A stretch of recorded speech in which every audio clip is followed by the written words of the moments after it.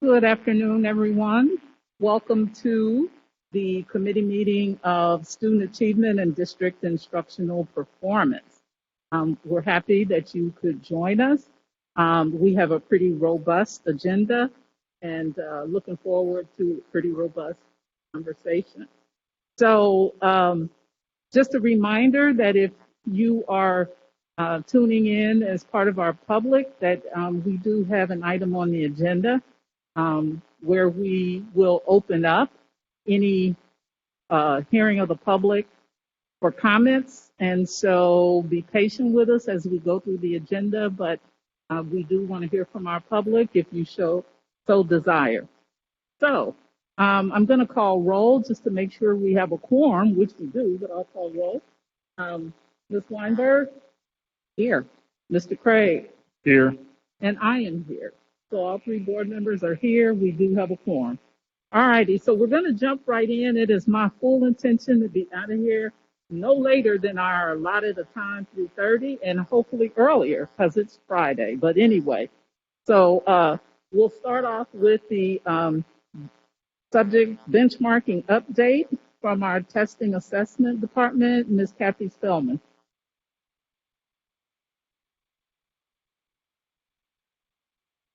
Okay, perfect. Sorry about that. Thank you for the time. I am here as the Interim Assistant Director of Performance Accountability and Testing, and I am Kathy Spellman. So what we have today, just an overview, starting off with our benchmark assessments. Here at Cincinnati Public Schools, we do offer our MAP growth assessments, Nationally Normed Achievement and Student Growth, iReady assessments, and Acadience individual assessments. On the, you can go next slide right after that, Rob. Thank you. One more. This is a table just showing what grade level and the subject bands or subjects that they are tested with what test, what benchmark test. That was more for clarity purposes. And then next slide. Our benchmarks are delivered 3 times a year. We have fall, winter, spring, kindergarten through 8th grade, and ELA 2. Mathematics, K through 8th grade, and Algebra 1.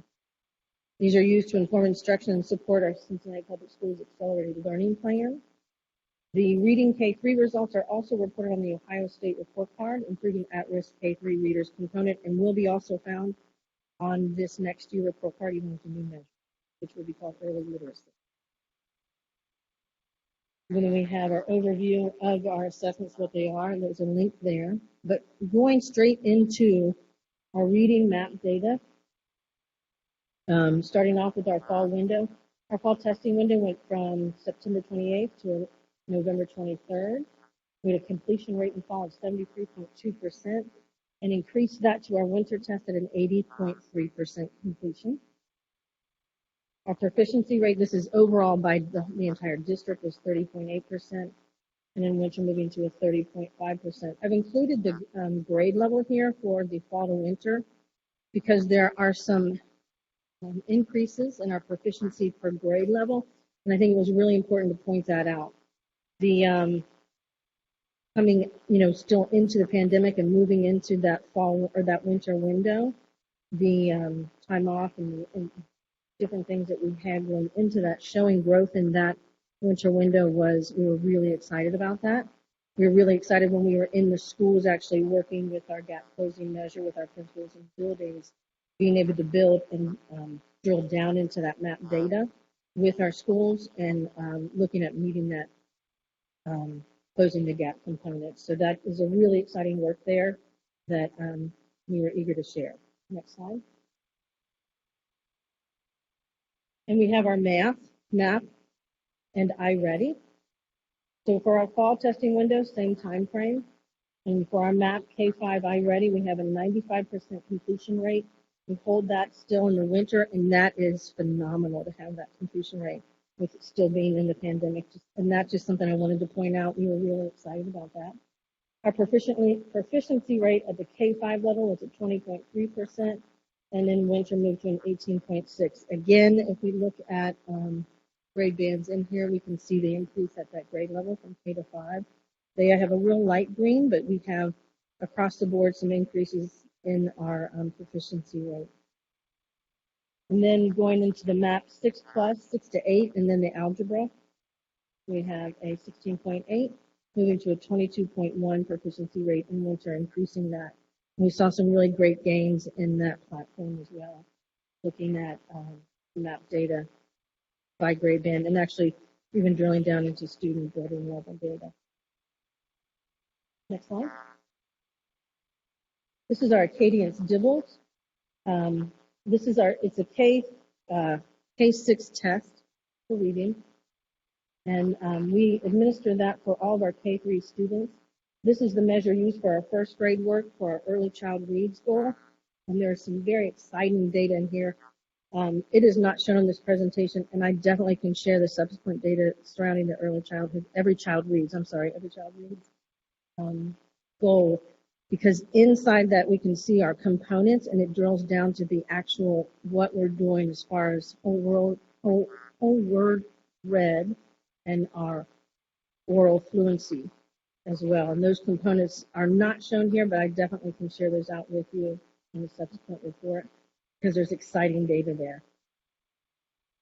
If you look at the Acadience, this is overall completion rate of 92.7 in the fall, 0.76, and then completion rate of 91.16, and then our benchmark rate at the 39.8, and moving down with a decrease of 36.6. But I really think it's important as far as this data is concerned to look at the components met and the growth in these areas.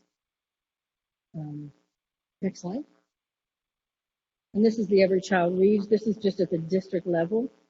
And you see on this slide, as I do when it's in front of you on the computer, but you'll see the percent that met the MAP proficiency and the Acadience whole word read, winter goal.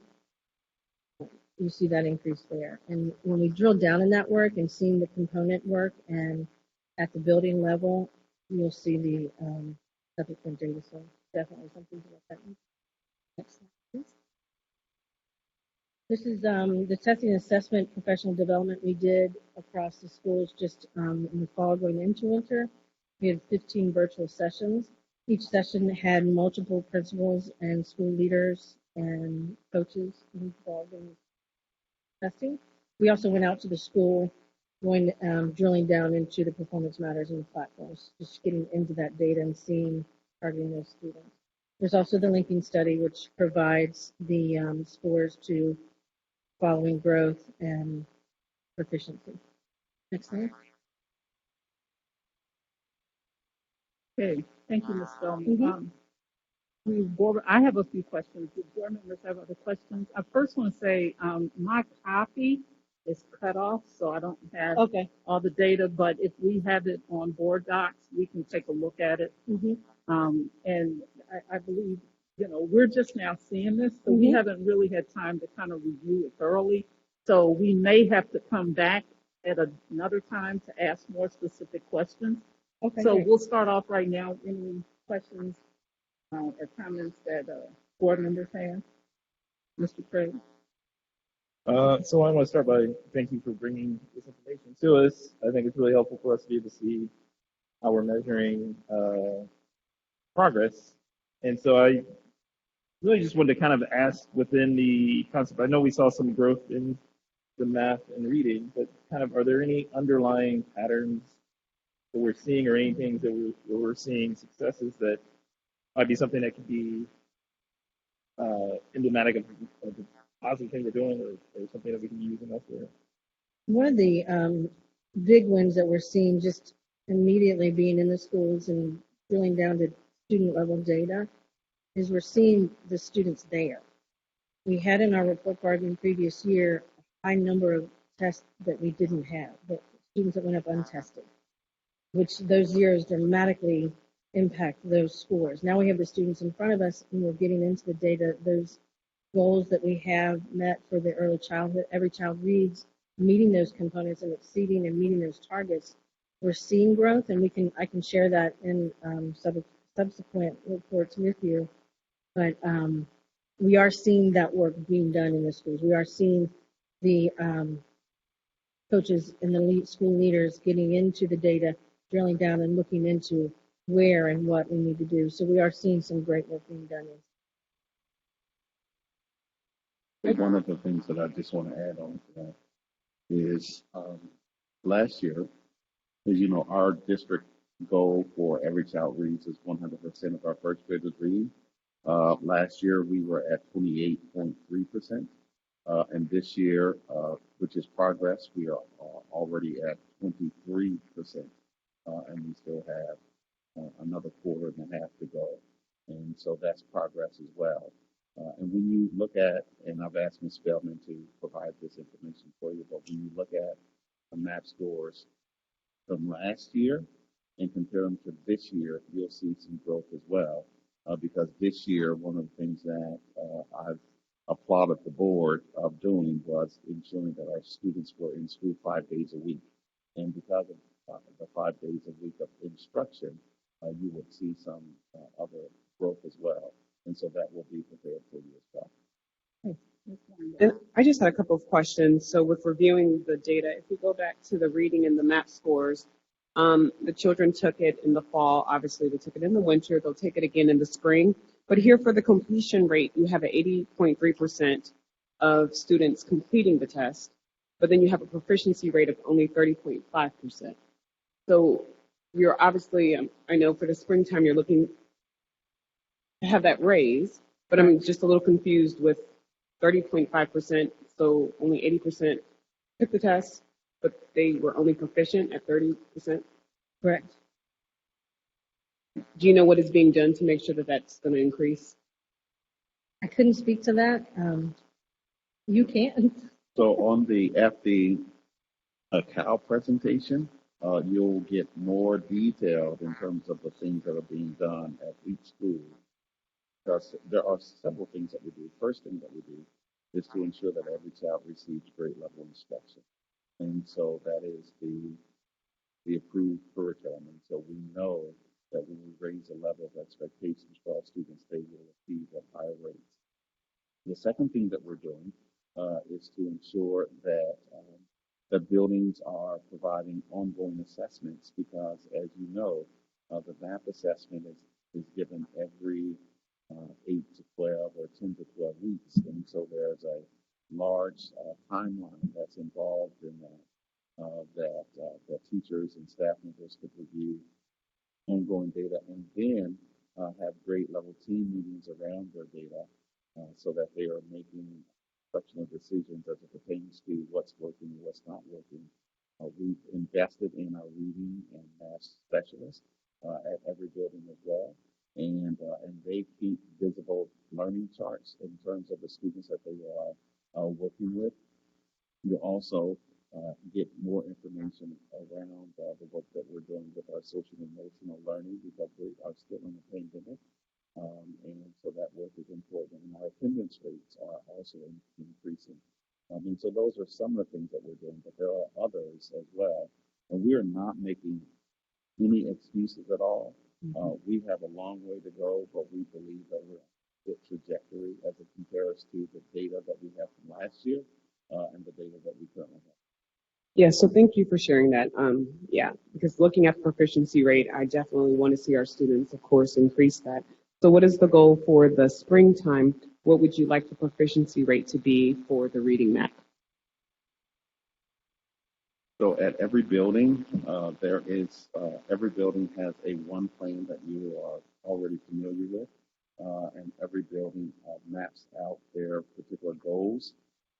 And what we try to do with our buildings is to help them to raise the level of expectation because some buildings will adopt a 10% increase and others will adopt a 20% increase. And so we allow the buildings to create that expectation with all the teachers as well as with the administrators as well as it pertains to the one plan. And so we have a district goal expectation of 80 to 85%. And that's what I wanted to know, the district. Of course, we're not there. Okay, so the district is 85%.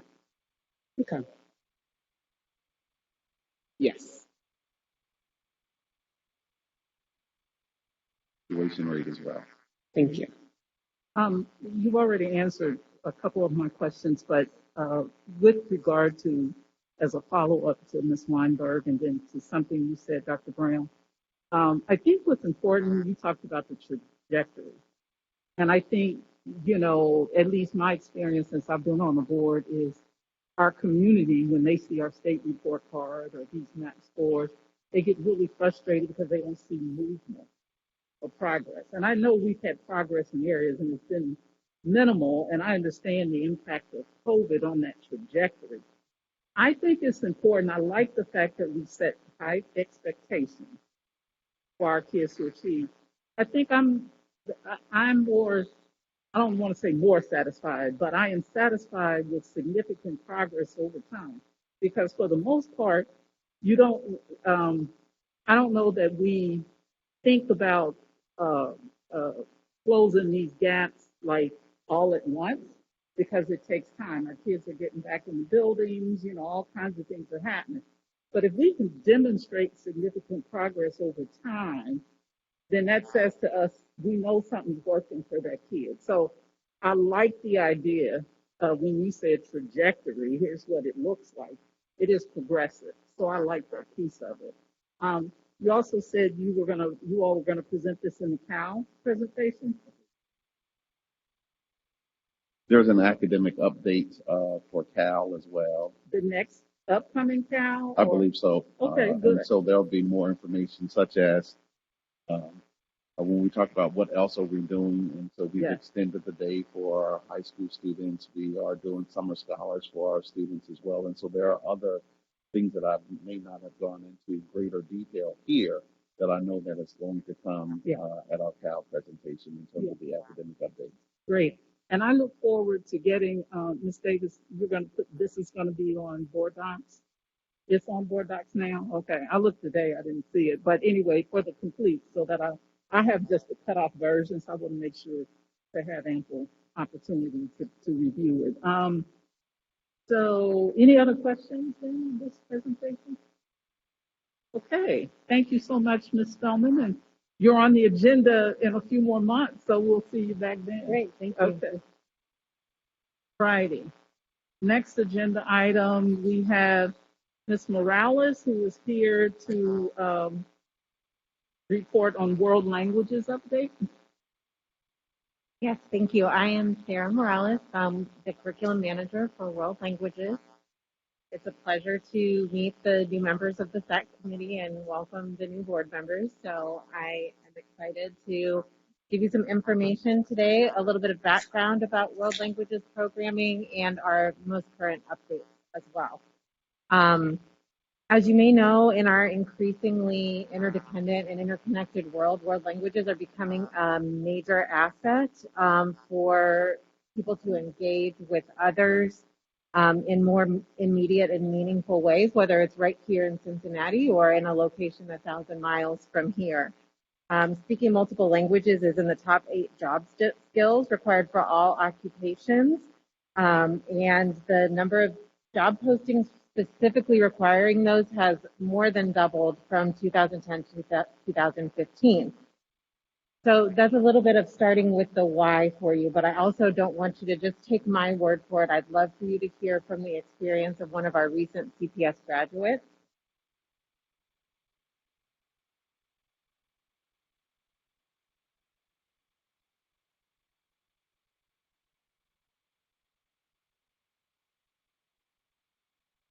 Hola, me llamo Sana y yo vivo en España. My name is Sana and I live in Spain.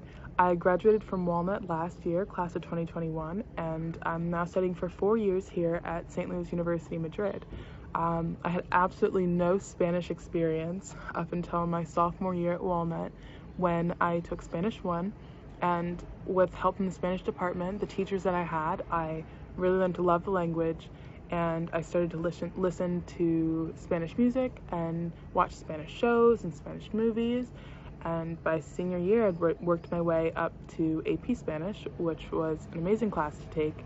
Aquí estoy en España now. I'm here in Spain. It's been an amazing experience. I can actually show you the view from the patio that I'm currently sitting on my university campus. From up here, you get a beautiful view of not only the city, but also the mountains that surround Madrid, which is really cool.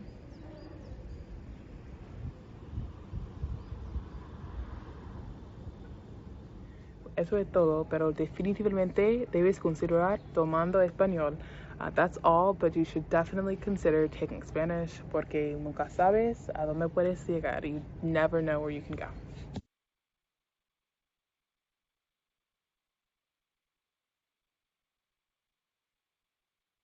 So just so for any of our non-Spanish speaking members today, she said everything that she said in Spanish and English again. So you did not miss anything. That was, she did a great job translating her message in both languages. And I'm sorry, the volume was a little low. So I hope everyone has a chance to hear it at full volume sometime. Our Curriculum Council, which is our teacher leadership body that has a teacher representative from every school in the district. The Curriculum Council for World Languages has a vision for every CPS student, and that is that all students will have access to the rigor and opportunity provided by acquiring advanced intercultural awareness and proficiency in world languages. We believe that all CPS students, no matter which school they attend, deserve to have a world language education because, as Senna said, and I hope you heard this part, you never know where you can go. We have some celebrations to share. We currently offer 10 world languages across all of our buildings, and 9,570 students are currently enrolled in one of those language classes. We are starting with some strong foundations at our elementary programs. 5 of our elementary schools receive daily instruction, and 7 of our elementary schools have a language experience, similar to a special class of music or art, where they have it weekly or biweekly. We are absolutely building from our students' strengths and assets by expanding programming in languages that students already speak, such as Spanish, French, and American Sign Language, so that they can turn those skills into academic proficiency and written proficiency that will serve them well in college level credit as well as the workplace. And we're excited that we are having the opportunity to undergo a full district-wide curriculum adoption for world languages currently, because as we know in the curriculum and instruction department, and you will hear my colleagues and I say this often, every child, regardless of circumstances, receives high-quality, standards-aligned, on-grade level curriculum and instruction in order to ensure equity in CPS. NC and I, we also have 3 calls to action to achieve this statement of equity, and they are that students see themselves and other cultures in their daily learning, that they have access to grade level work, and that they address unfinished learning just in time, not just in case. This is how they appear in world languages. So students see themselves in other cultures by ensuring that the student's home language and community language is valued in that class and is used for rich intercultural comparisons with the target culture they are studying. There are proficiency targets for each level of language acquisition corresponding to each course that students take. And so on grade level instruction looks like on level proficiency instruction. And as far as addressing unfinished learning just in time, not just in case, we are not belaboring conjugations before we get to communicative language that serves our students both academically and in real life situations, which is in line with our state and national standards as well. This is just an overview of some of our current offerings. So as I mentioned, we have 7 schools that have a flex model, which is what our State Department uses to refer to weekly or biweekly language experience. And then we have our daily or a minimum of 90 minutes 3 times a week programs at Academy of World Languages, Cheviot, Fairview, Leap, and AMI. Our high school offerings include both our traditional courses that are designed for native English speakers to become fluent in a second language and include all of the opportunities on the left, as well as specifically designed heritage courses that are designed to build on the strengths of the languages that our students bring with them into the classroom. All high schools also have access to testing in world languages proficiency. So whether that language that the student speaks is offered as a course at that school, they may earn credit in that language for what they know in it through credit flexibility. This is also used to place them accurately and accelerate their progress towards graduation and earning the seal of biliteracy for graduation.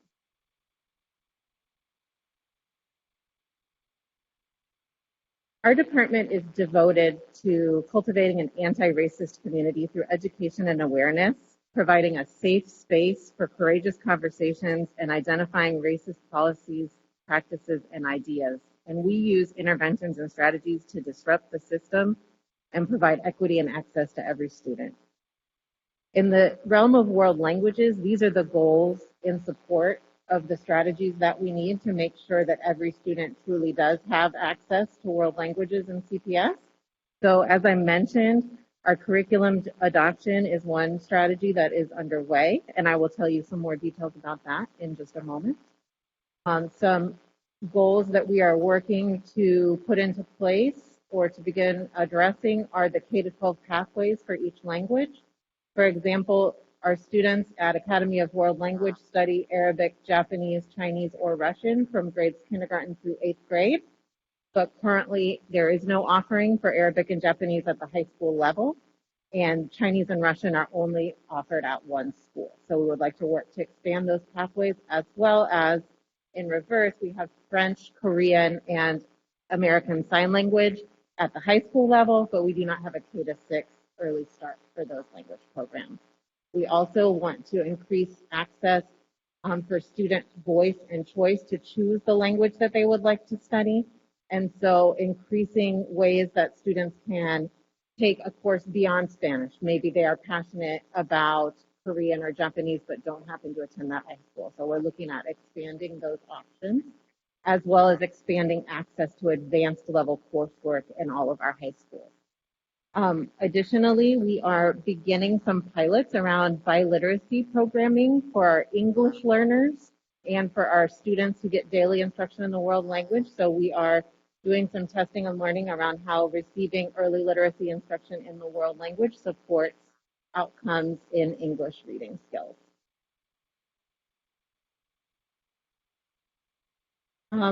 As promised, I wanted to give you some more details about the curriculum adoption.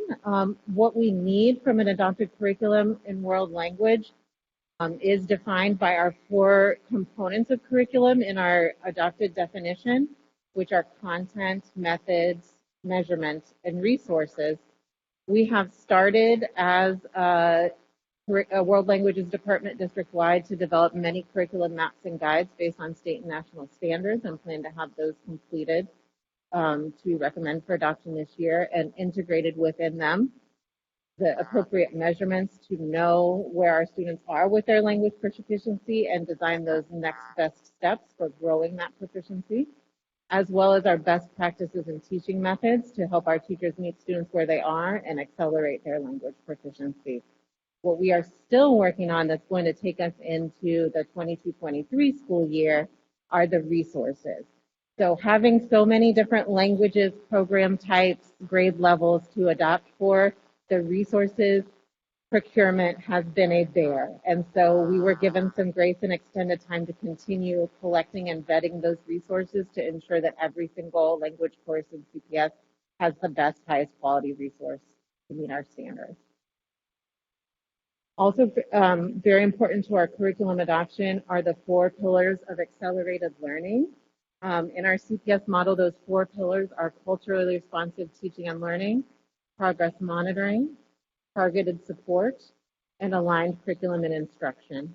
So what this looks like in the language classroom, we're asking the question, what do we as instructors and educators want them to do in the language by the end of each lesson or unit? And what do they want to do in the language themselves? So that hits our culturally responsive teaching and learning, as well as our aligned curriculum and instruction. We're also looking for measures that tell us what can they do in the language right now. How do we scaffold their communication in this language moment by moment to help them reach those goals? And how will students know they're making progress and use feedback to plan their best next step? How will teachers receive feedback from students to plan their best instructional next step? So our proposed next steps, we have our adoption underway, and we are really making strides toward increasing equity and access through that adoption. We're also partnering with other departments and organizations to engage our community and find out what languages we would like to see in more of our neighborhood schools. as well as partnering to provide some after-school language learning opportunities, especially in our elementary buildings that do not yet have access to a world language. In order to fully achieve our vision and our goals for K-12 pathways, student voice and choice, and early biliteracy, all we ask is for your continued and increased support in being able to offer programs such as blended learning, increasing itinerant teachers to be able to access more students and give students more access around the district. Thank you very much. Thank you. Questions or comments? Board members? Great. So I think, this is sounding amazing. And as a person who has gotten at least one time to travel out of the country, I think it's really important that folks learn about other cultures as they're learning languages. And so it's a great way to get them to embrace that. I think one of the questions I might have, though, is with learning it younger, it is great. However, we also know that we learn more when we are using it more often and being a part of our conversation. And so can you kind of speak a little bit to that transition from the younger age students learning versus older student learning and what we would need as far as both levels? Yeah, absolutely. So one of the major shifts that's happened in world language education is a shift from sort of learning about a language, which is what we all sort of traditionally did in high school. We studied a language in high school, myself included. I didn't really become fluent in Spanish until I visited a Spanish-speaking country, even though I took it every year in high school. So with our shift in the standards, the focus really has become more similar between elementary and high school, which is that we are working on communication both orally and in writing, reading and writing. So whatever your entry point into a world languages classroom, you start with a low proficiency target. Once you reach that, you go on to the next proficiency target. So we're looking at using strategies for maximizing the amount of language that the students are hearing and experiencing, but with those really important scaffolds for comprehension. So we're using a lot of visuals, we're using a lot of gesturing, we're using a lot of movement so that students are constantly hearing the language, even at a beginning level. And so that's true whether you're entering as a kindergartner and you're moving up through 8th grade, or your first time getting into the language like the young woman in the video was as a 10th grader. When we really began to see sort of a differentiation of studying it from a more academic standpoint, it depends on the proficiency, because our proficiency goals follow language acquisition. So by the time students are reaching an intermediate proficiency, then we're starting to learn more structures of the language, and we're looking for more accuracy and things like that. So I would say one of the things that we have been able to accomplish is having a placement system for our students who are exiting our K-6 or K-8 buildings, so that they are leaving with the appropriate credits and proficiency level, so that they're not then going into level 1 of that language at the high school, where everyone is going through that language acquisition that they experienced already. Just a couple quick comments. Over the years since I've been here, I've seen a lot of growth in this area in terms of what the district is offering, and I'm very appreciative of that. And I appreciate hearing that we want to continue to grow it, because it truly is an equity issue. If we want our students to compete in the world, they really have to be bilingual, and have a solid foundation in that. Secondly, my question around the early learning, did I hear you say that we have a goal of adding some language learning in all of the schools, or am I correct in that? That is absolutely my goal. Okay. And right now, we're baby stepping toward it with working with what we have. Okay. Adding some after school programming and trying to increase community support for it, and engagement, so that our community's voices can be heard about the languages that they want to study in every neighborhood school. That is absolutely the goal. I think that exposure is important, and they will, when you talk about student choice and voice, if they like the language, they'll want more. Like this young lady who was on the video, she wanted it. So she was able to get it through the programming here in school. And then finally, I think the administration will appreciate hearing this. I really connected the seal of biliteracy, the graduation seal, with this. I'm trying to understand all that. So that worked. This is only the second meeting, and I get it. And so um, I'll probably be tuning in around graduation just to see if I can find out like how many kids have that seal. That would be interesting to me. So, and my last comment is my daughter had her 6th birthday party Saturday. And there was a CPS parent whose daughter and my daughter went to preschool together, but the other kid is now at AWL.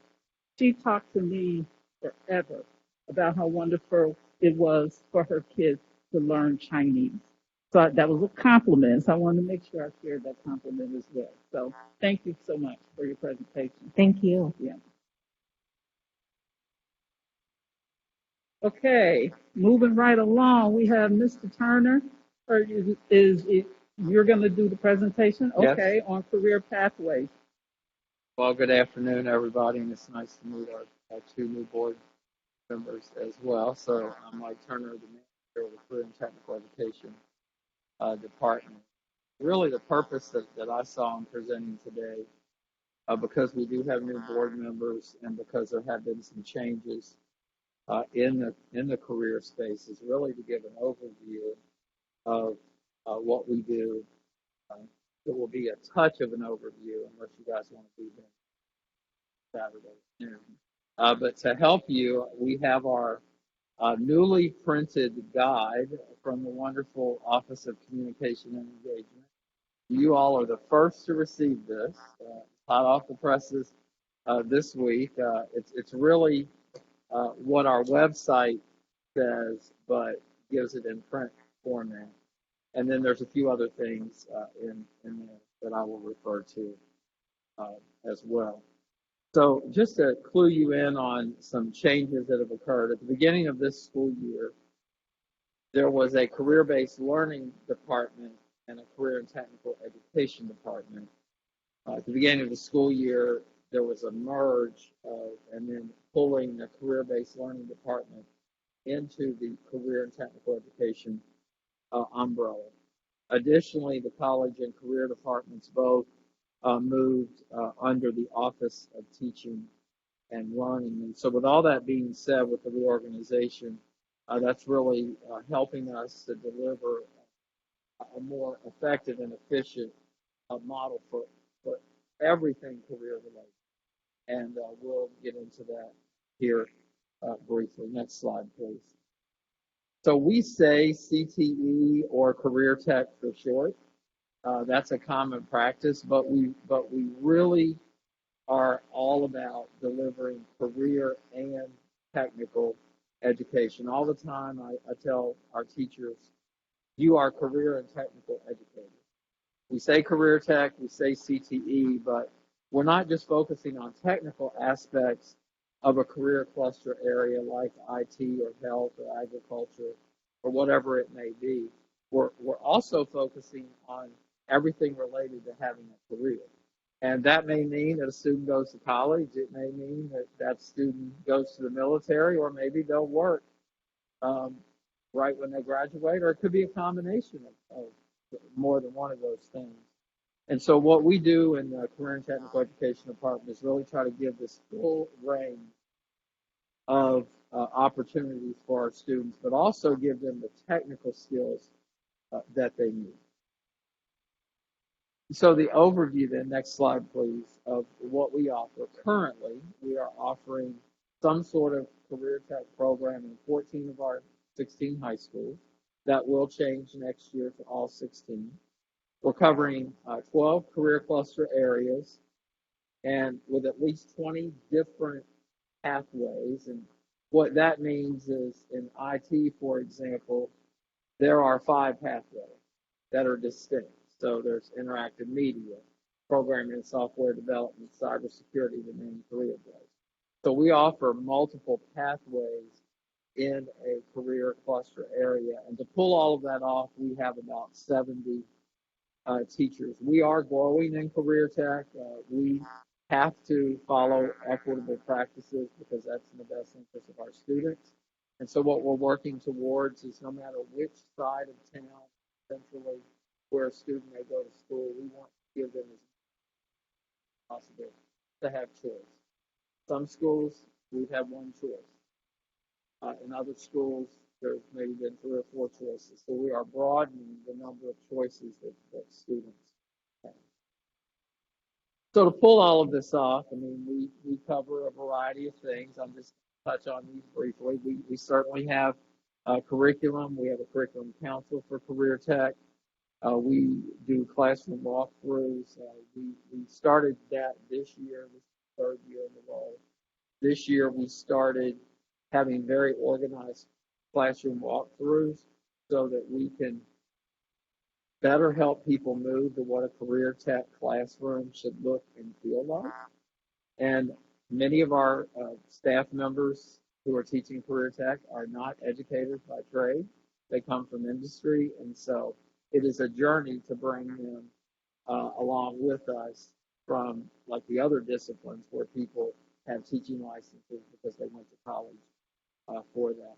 We have testing. We have state mandated testing, just like the end of course tests. We have what are called web exams, and any student in the state of Ohio who takes a CareerTech course at the end of the course takes a state mandated test. Work-based learning is a huge aspect of what we do, especially because of graduation requirements. That has gained a lot of prominence, and I'll touch on that later. There are various programs that fall under work-based learning. Last couple of days, we've had a lot of mock interviews going on, so that is one aspect of work-based learning. Also, we have internships as well. And then another interesting thing a lot of people don't realize is part of CareerTech is having CareerTech student organizations, or CTSOs. Those actually help students, Board Member Jones, get the student engagement seal. And so when they are part of a CTSO, many of them rack up a lot of hours spent in that. It helps them with leadership pertaining to their area, and it helps lead to that seal. We also have a lot of EMIS related things, and so basically how what we teach and if our teachers are properly licensed, how that communicates with the Department of Education. So I spend a lot of time meeting with the performance and accountability folks. We do post-graduation follow-up. We're in the midst of doing that right now. We are looking at our CareerTech students who graduated last year, and we are finding out what they're doing 6 to 8 months after graduation. So are they in college? And if they are, does it relate to the area for CareerTech in which they were involved? If they're working, does it relate? So on and so forth. Teachers have to be licensed, but most of our teachers were not teachers by trade. A couple quick examples. We have a gentleman at Woodward Career Technical High School who was an electrician for 30 years, never been to college, according to the way CareerTech works in Ohio. He came in, we brought him in at a certain place on the salary schedule based on his years of experience out in the field, not teaching experience. And he is going to college for the first time. He has 4 years to complete about 8 courses. He's doing quite well, a phenomenal asset to Woodward. And so that's an example of someone who never went to college, is out in industry. But the flip side of that is we have a teacher at the Zoo Academy who is a science teacher by licensure, but has what it takes knowledge-wise to work at the Zoo Academy. So she got a supplemental license to her teaching license to allow her to teach CareerTech, and was able to pass a test, which shows that she knows zoology and things like that. And so that's just an example for you of how teachers are licensed. And then we have a lot of federal and state mandates. CareerTech is federally mandated. That then trickles to the Ohio Department of Education, who then trickles it to us. If ODE becomes out of compliance for whatever reason because of test scores or whatever it may be, then that trickles to the school districts as far as having to do improvement plans and all of that. And what really guides us is our Perkins plan. So when you hear the word Perkins, that connects directly to CareerTech. In our Perkins plan, we probably have 75 plus goals. Every single strategy that we have has to be tied to the federal money that we get and how that is spent. And so CareerTech is very, very good. And so with all that being said, if you ask me, well, Mike, what are the benefits of CareerTech? We know that not just in our district, but across the country, the number one benefit of being in a CareerTech program is CareerTech students have a higher graduation rate than non-CareerTech students, and that is nationally. It is also in Cincinnati, and I'll show you a couple slides a little bit later. Students who are in CareerTech really help get a clear line into their future. The word trajectory was used earlier. That's what I like to say. We try to figure out what trajectory students are on and move them in that. Students have a lot of engagement with CareerTech. There's tons of opportunities to earn college credit as well as industry recognized credentials. And then they not only learn the technical skills in the classroom, they get to apply them in some sort of lab experience so graduation is something that really is important, as we know. We have a goal. And what Ohio has set up with their system is that for students who cannot pass the end of course test, we talked about those rates earlier with Kathy's presentation, they have to find another way to graduate if they don't have those tests. So it's either a career pathway, military pathway, or some sort of college-ready indicator. We know a lot of kids don't go in the military, and we know that if students can't pass the end of course test, they're probably not going to pass anything that makes them college-ready either. And so for the large majority of our students who are not proficient, the way that they have to graduate is through the career readiness option. And so we spend a lot of time doing that. If things go the right way, then not only do students get 2 indicators that they need to graduate, but they also get 2 sealings. For example, if a student earns a 12-point industry credential, that's half of what they need for the career option. But they also get a 12-point industry credential seal. If they do Ohio Means Jobs and show that they've learned certain skills at school and out in the real world, they not only meet the second half of what they need, they also earn the second seal. And so graduation is key. And so how do we assist with that? We have career coordinators in each of our high schools. That is new for this school year. The job description for those career coordinators is in the guide that I gave you. They have a very wide job description, very deep job description. One of their main things that they're working on is a list of students who need career option to graduate, working with them to get a 12-point credential and Ohio Means Jobs training. If they can pull those 2 things off, then the students can graduate as long as they have their coursework. Also, they're keeping track of work-based learning hours, which is now mandated for every student, grades 9 through 12 in the state of Ohio. It doesn't mean they have to do work-based, but what it means is we have to report on every single student. And so we've invested a lot of time and resources in how to do that. The other thing that we do to assist with graduation is a variety of things: internships, pre-apprenticeships, job shadowing, video-based opportunities. So it came out of the pandemic. So our department is working very, very hard to assist with graduation. And so there's 2 slides that really show our data. Now that we're always a year behind, so we do not have the 2021 data for CareerTech students yet. That comes directly from ODE. And so we should get that soon, but you can see from the blue line the students who are in CareerTech have a higher graduation rate than students who are not. So we know that if we can get them in a CareerTech program, the likelihood that they're going to graduate in 4 years is right around there, as of the class of 2020.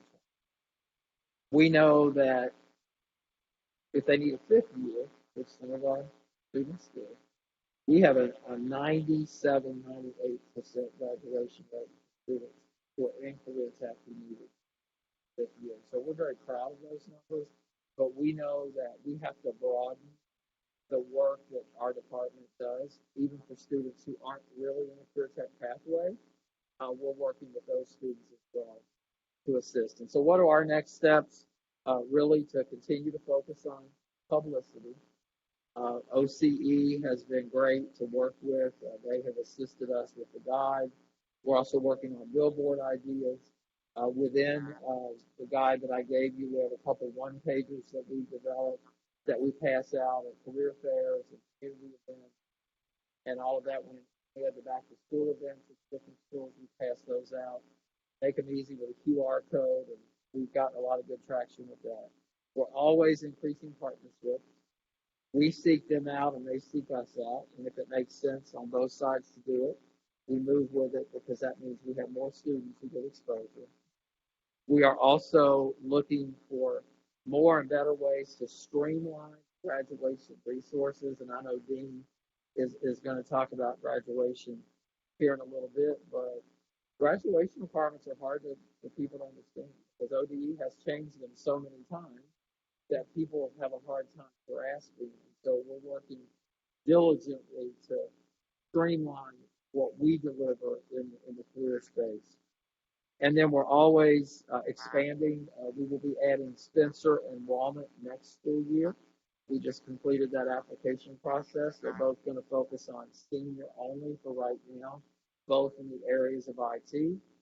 And so we're very happy that we'll be in all of the high schools. And then we're really trying to expand pre-apprenticeship program because of the way things can duplicate. If a student is in a pre-apprenticeship program for CareerTech, they get the career option met, and they also get one seal met, which means they only need one other seal and they'll be able to graduate with faith. And so that's kind of an overview, and I'll be certainly willing to take anything that you want more in-depth details about next time and focus on that. But the next time I'll be before you in June, and we'll definitely dig deeper. But anything that you want to see, we can focus on. So I know that was a lot. Try to give you other information. The website gives you a lot more, but hopefully that helps you see what we do. Questions, comments? Just have a comment. Thank you for sharing that. I know I'm really excited to hear about the expanding of the apprenticeship. Can I talk today on a Friday program? So thank you so much for presenting this information. Right. Yeah, so, again, I think the career and tech pathways are a great opportunity for a lot of students to really take their education and use it in a correct way. And so I really wanted to kind of ask a couple questions with regards to just what steps are you all doing as far as getting the additional instructors or getting additional folks in who can help you with creating new pathways even or advancing some of those pathways in other spaces, and if there's anything that we as a board or anything else that we can be doing to kind of help in that process. Yes, so I'm glad you asked that. So I'll give you a good example. We updated the manufacturing lab Woodward last summer because we always have to make sure that what we're delivering is up to date with the area. So we spent a pretty good amount of money on equipment. Our problem is we do not have a person who is experienced in precision machining manufacturing who's willing to leave manufacturing and come and be an educator. So what we do is we try to put the word out. So I'm glad but I never thought about putting the word out to board members because you guys have a lot of connections. And so what I can do is tell you the openings that we have. And if you guys run across organizations who may be able to help, what we did with Precision Machining is we put it out to all the manufacturers in the area, different manufacturing groups like AMIP. Still don't have because of the pandemic, a lot of the manufacturing companies have upped what they pay because they're having a hard time getting people. IT is another one. We have a really hard time filling IT positions. And the way that CareerTech works, and it's not our choice, it's how Ohio does it. If we have a teacher who has a computer science degree in teaching and they flip to teach CareerTech IT, they're not licensed. You have to be licensed in CareerTech. And I wish the state would change that, but they don't. They've gotten a lot of pushback from other people. And so we have to make sure people are willing to go back to college, perhaps, take some courses, even if it's already had the CPS. But definitely getting the word out, we can let you guys know these are the openings that we have. We do have some over there we're looking for because someone is going to be a stay-at-home mom. So this is their opportunity to be a stay-at-home mom. But now we have to fill her shoes and it's hard to do anything. Yeah. That's a good point. And I just wanted to ask one other, and it's really around certifications for some of the different specific skills that come out of some of these programs. And are there ways to kind of work with that process to get the students through to be fully certified in some of these areas, or at least on the pathway to being fully certified in some of these areas? Yes. So what we do with certification, first of all, anybody can do an industry credential in Ohio, even if they're not in CareerTech. That's one thing that we've got to get a mindset change about. A lot of people think you have to be in CareerTech, so you don't. But one of the things that we know works best is if you can have somebody from business come in and work with those students, not saying that our teachers aren't confident, but it's an industry recognized credential for a reason. So bringing someone in from industry, so TAF is a good example. TAF has Belkin Cybersecurity. Belkin is the partner. So we do the cybersecurity pathway where the teacher teaches that, but there are certain things that Belkin wants and certain things, of course, that Belkin, when you have someone who's actually doing that job, he comes in once or twice a week and works with the student to specifically address helping them pass that. It's challenging because a lot of adults don't pass that internship, but if they can, then they will be making at least $65,000. Actually, Belkin hired a TAF student who was hired that TAF student at the end of last school year. He's now working for them. $45,000 is the last that I heard, based on the certification that he had passed, and they're training him to pass more certifications. So we do work with companies as much as we can, but I will say the pandemic has been a struggle because companies don't have it to win people like they did before. So we're looking forward to this kind of thing, helping us to do something. Thank you. Mr. Turner, just curious, you made a comment about the state licensing requirement and Yes. how challenging that was. I would imagine, I could be wrong because I don't know much about these things, but I would imagine that that this kind of thing, like the state requirement, is harder on the urban areas, maybe because of where the locations geographically of a lot of the manufacturing industries are. Is that true? Or Yeah, actually, it can be harder for a couple different reasons. So, for example, agriculture. We have a fourth of our. A lot of people don't realize this. A fourth of our high schools have agriculturally based career tech programs. Well, Ohio is a big agricultural center in the country, but the Cincinnati area is not necessarily in that part of the state. So finding somebody who is willing to do this in Cincinnati is harder than on up in the state because, you may have a farmer or somebody who's made a living at that, nobody can retire. Maybe they want to be a teacher. That does happen. The flip side of that is there's certain areas in Cincinnati that flourish, like manufacturing, engineering, IT. The flip side then is we're competing with companies who pay probably more than we do starting on. So it is a challenge. It definitely is a challenge. Paying people a competitive rate, but still keeping within the bargaining contract, and all of that becomes a very fine balance. Thank you. And my last comment is that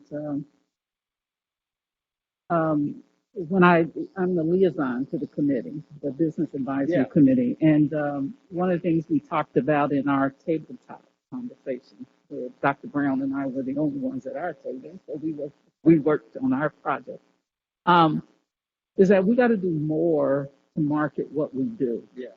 And, the terminology in and of itself, I think community folks don't understand that we're no longer in that whole thing about vocational ed. It really is a career tech framework and context. And that might, I'm saying we got to do more to market what we do, to talk about the good things that we're doing in order to help strengthen and build the program and build capacity and all of that. So made that comment on our recommendations. And actually, one of the ideas we have for a billboard is to have the word vocational, but have it crossed out and replaced by career and technical education on the billboard. So we're working with OCE on that because I hear it all the time. Even though we've increased publicity, we have to do it in a wider way to meet everybody. Yeah. You Okay. Okay. Well, thank you so much for the presentation. We look forward to not only you reporting back to the committee in a few months, but also sometime in the rotation of presentations for the full board. Yeah, sure. Okay. All We're right. happy to. Okay. Thank you. All righty. So we're going to move on now. Ms. Blaze, graduation progress. All right. Thank you, and nice job, Mike. Thank you. So I'm here to continue to help you all understand the complexity of graduation requirements in Ohio and the systems that we have in place here in Cincinnati Public Schools to support students towards reaching that graduation goal. We are in the third year of a very focused district-wide coordination, really launched by Assistant Superintendent Murphy. She gathered a group of people around a table. We had a powerful new data tool in Performance Matters that allowed us to look at the various data points supporting graduation, and we have been hard at work ever since. It is truly a community of care that stretches across nearly every department in the district that works together because, quite frankly, it's a very compelling vision and mission. We want every last kid to walk across that stage and be celebrated by their community, by their families, by their principals and their teachers. So I just want to acknowledge the hard work of Assistant Superintendent Murphy to get that all launched and exciting and with a strong enough vision so that we could just keep marching along at the school level. I did prepare a memo for you today. Our goal for this year is to have 87% of our students graduate by the end of the summer. So that is actually a lofty goal. It is moving along towards a 91% graduation rate by the end of 2024. The reason I say that is a lofty goal is because of the very intense impact that the global pandemic has had on graduation, primarily through students not completing courses, also sometimes just not returning to school, dropping out in higher numbers. And so we have really, really hunkered down over the past couple of years to make sure that we have every single resource that we possibly can to encourage these young people to graduate. What I laid out for you on the first page of this memo is really the different ways that our teams coordinate and cross-reference with each other to make sure that students are supported. So we start with weekly school-based team audits. This is typically senior counselors, the principal, other administration members, counselors, career coordinators, social workers, partners, and mentors. What's really interesting is that 3 years ago, actually 3 of us are sitting right here, high school principals each had our own method, whether it was a binder or a sheet or a way to track seniors. Everybody at the schoolhouse felt strongly about making that happen. We've evolved so that now we have a way for these teams across schools to coordinate best practices. So now we have these teams in place at every single high school benefiting from the best practices of their neighbors across the city. They look student by student on a weekly basis, and they look at who's passed their math class, who's turned in their papers. I have been in these meetings where a social worker is on her phone, knocking on doors, getting the parent's like, I told that kid to turn in their English paper, and then right there, the social worker can turn the phone to the English teacher who's at the meeting, and they can connect right there. It is a really heroic and exciting progress. Of course, we don't want to always be chasing kids down at their homes. We want to build out a proactive system as well. But what we do have right now, in what I hope are the waning days of the pandemic, is a high level of individualized student-centered support that encourages students to complete all of these multiple measures. On a monthly basis, we have our amazing EMIS team who meets with counselors and principals, again, to review each student in the cohort to ensure that any no-shows, transfers, or dropouts are coded correctly. This is highly technical. I would be happy to come back and explain it. But again, we'd probably be here till noon tomorrow trying to lay this all out. But for you all to know, we are beholden to the state to graduate a large cohort of students. And that is a little bit different than the kids who we see as seniors in our buildings on a daily basis. And there's a variety of reasons for that, but the numbers that I'm presenting to you today are how the state holds us accountable on our report card. And when we get to the numbers, just kind of keep that in mind. We have this larger cohort 2022, and then we have the students that are sort of within our locus of control. The result of these EMIS team meetings, which are a new practice over the past 3 years, is that those rosters are continually updated to ensure that our cohort denominator is reflective of our actual student population. So if you run into a high school principal and you ask them about their denominator, they immediately know what you're talking about. They're always trying to get that denominator down so that they can get those kids crossing, again, the right kids crossing across the finish line. We also have instituted this year a college and career technical education audit process. So you heard Mr. Turner refer to the number of students who are not going to be able to meet those end of course exam requirements. We have a spreadsheet with just those kids on them. We know all of the alternate pathways, and we're able to coordinate resources in a very nimble way so that all of those kids who require an alternate pathway are going to be able to achieve those. Finally, we have, and this is again something that has been instituted through the directors of school leadership, quarterly, all the high school principals meet with a system of support. Amy Randolph, who's with our Office of Innovation and Partnerships, Mike Turner, Emily Maroney. We meet in small groups and go line by line, not student by student, but they report out the number of students on track, the number of students off track, the number of students who are going to need alternate pathways.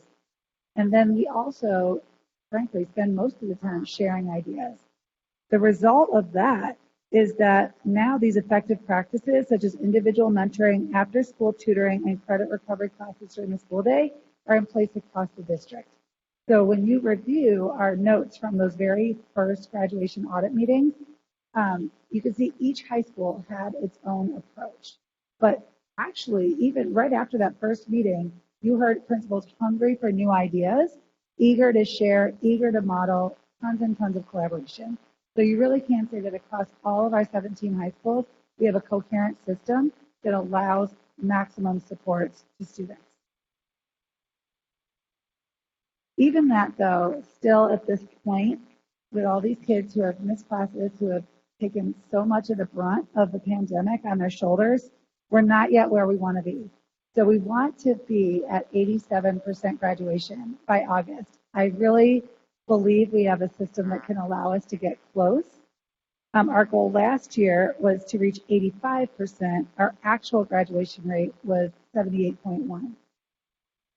The reason I gave you hard numbers instead of percentages is because this is an incredibly dynamic field, and in particular, it's incredibly dynamic on March 4th, 2022. We're just not there yet. The simplest way I can explain that is that senioritis, right? So it's March. What we all know, those of us who know adolescents well, is the closer they get to May, the more seriously they take their responsibility to complete courses, to do makeup work, to retake tests, to do all those things that they need to do to graduate on time. So the numbers we have today, we are accountable for 2,355 kids to graduate. Most of those students are housed within our system. I checked with Kathy. She's like, I just checked yesterday. There's 3 more who I think are going to come off that denominator. We expect over time that denominator will go down slightly. Of those, we have, as of our most recent graduation audits, 1,531 who are solid. They are on track to graduate. If they keep getting the grades they're getting, they've already got their test scores, they've got what they need to do. That's about 70%. We, of course, have lots and lots of other interventions in place that we described above.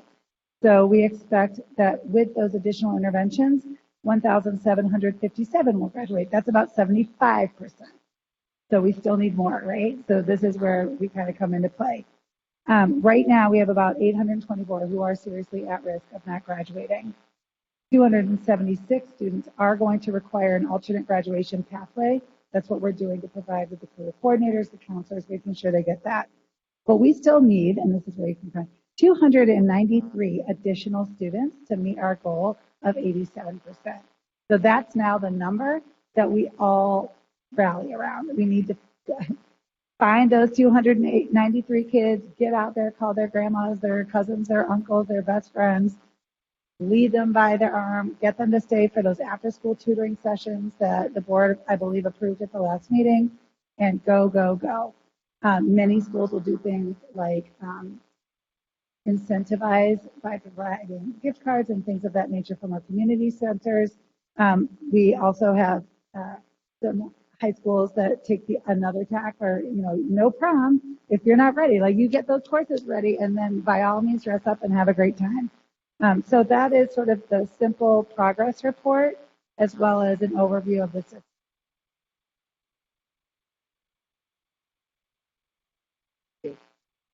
Questions or comments from board members?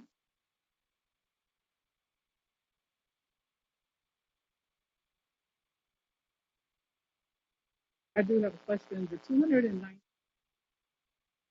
are these students who do, question is, are they in school, or are these students who have high absenteeism rates? Absenteeism is an enormous issue, and so our social workers are in play. Our principals are doing home visits. We are, yes, so that is part of the puzzle, and we are fully engaged with Carrie Bunger's department looking at that. Mm-hmm. So you answered my next question, which was, are these the students that you're doing a lot of the home visits? So we're trying to locate these kids to get them in. Okay. Mm-hmm. I think that's all I have too. I thank you for the report. I don't think any of us are ecstatic about the numbers, but I'm a strong believer that if we are doing what we're supposed to do for our kids, that these numbers will change. So maybe at the point of graduation, these numbers will look different. I won't say that it's going to be 100%. We probably know that's not. But for me, that's not even acceptable. But we want 100%, which I'm sure everybody at this table does. But anyway, we appreciate the work that's going into it, and we look forward to seeing more progress. Great, thank you. Okay. Thank you. I know that Ms. Weinberg, you have to leave, but really quick on the final draft of the committee work plan. I presented it in the minutes at our board meeting and asked for any feedback on the red highlighted areas, if you all were okay with inserting that. And we can, and the calendar, and if there are no further discussions or questions on that, I'll present it as to the board for approval. So any comments on that? No, I think it looks good with the additions. I'm fine with it. Okay, great. Looks good to me. Okay. All righty. So any other business? Okay, and we have, I don't know how many people are on hearing of the public. Do we have any comments? We have 2 comments. 1. We have Kendra Phelps with CFT. Kendra Phelps with CFT. Okay.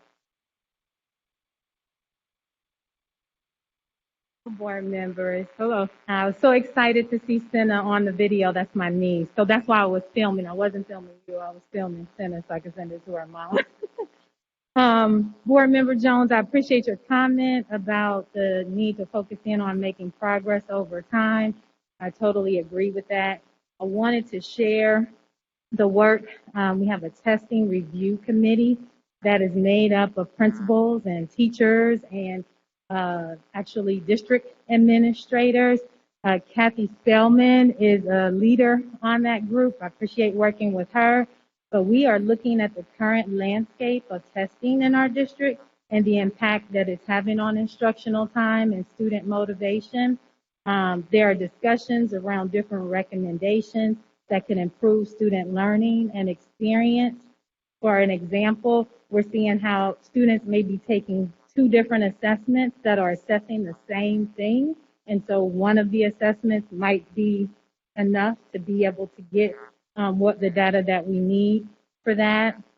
We'll be presenting our findings to the Education Initiatives panel in April and would appreciate an opportunity to share it with you as well. Also, I wanted to mention, although I fully respect the communication that must be in place to support our seniors on the pathway to graduation, we all know that the best way to improve graduation is early intervention. And so I really want to thank Dean Blaze for bringing me in and collaborating on a 9th grade focus group that we're working on, where we're just beginning, but we're having rich conversations about the systems and resources that we can put in place to educate and engage students in their goal to graduation, so that we're not chasing them down, but they're in agreement with us. So I wanted you to be aware of that work, and thank you for the work that you're doing. Thank you, Ms. Phelps. Okay. Anything else that we have from this group? All right.